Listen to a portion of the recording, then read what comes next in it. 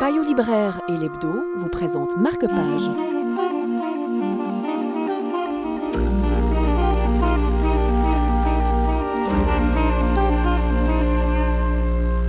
Évoqué brièvement dans La chute de cheval paru en 1998, la mort de son jumeau, mort accidentelle, à l'âge de 5 ans, fut un traumatisme pour Jérôme Garcin.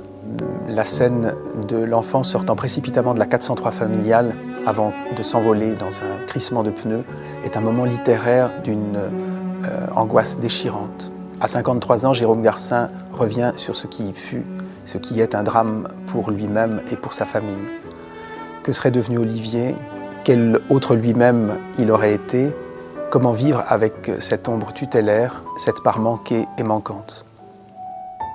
Depuis combien de temps, Olivier, ne suis-je pas allé fleurir ta tombe sur les hauteurs tristes de Bray-sur-Seine où tu reposes depuis le 7 juillet 1962 et où on l'a couché, 11 ans plus tard, notre jeune père à tes côtés. Je n'ose pas faire le calcul.